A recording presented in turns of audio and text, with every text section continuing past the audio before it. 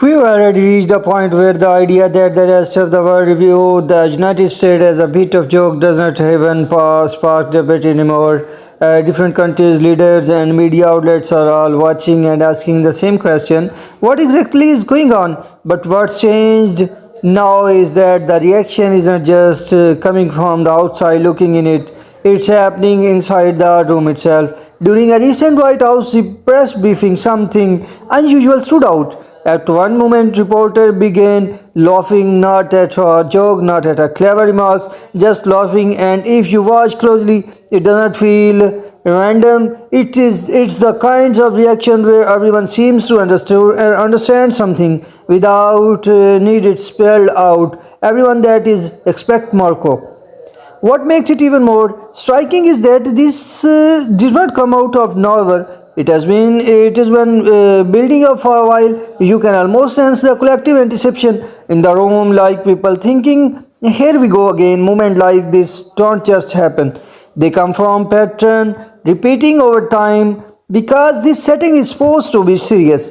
White House press briefings are meant to provide clear, direct answer to the public, but when reaction like that ripple through the room, it suggests the outcome is already predictable. Not just what will be said, but what won't be said, and that's part of a bigger shift. This is the same press room where critical outlets like the AP were pushed aside and replaced with voices less interested in challenging the narrative. The result is an environment where real pressure, real pushback, and real accountability feel increasingly absent. Once you notice that, the entire scene starts to feel less like journalism and more like a scripted performance.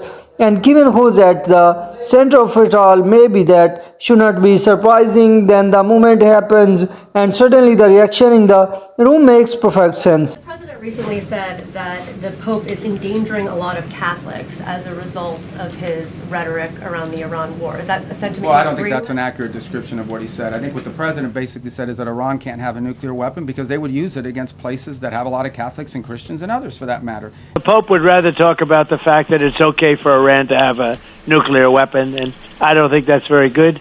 I think he's endangering a lot of Catholics and a lot of people, but I guess if it's up to the Pope, he thinks it's just fine for Iran to have a nuclear weapon. It goes back to the central point. I think the president, without trying to speak for him, but I think I can characterize it this way. He doesn't understand why anybody, leave aside the Pope, the president, and I, for that matter, I think most people, I cannot understand why anyone would think that it's a good idea for Iran to ever have a nuclear weapon. Look what they're doing with the Straits right now. They're holding the whole world hostage. They have these sailors, on commercial ships that are going to starve to death out there. They don't care.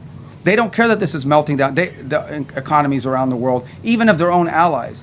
This is what they're doing with the Straits. What do you think they would do if they had a nuclear weapon? They would hold the world hostage with that nuclear weapon. That's what they would do. They would do exactly to the world with a nuclear weapon what they're doing now with the Straits. And I think the president's point is how anyone cannot see that as an unacceptable outcome and an unacceptable risk is beyond him. It's puzzling. And someone has to do something about it. The difference between this president and like the 6 presidents that preceded him were that he's the only one that's actually been willing to do something about it. Everyone says Iran can't have a nuclear weapon, but you got to do something about it at some point. And he's been willing to address that threat.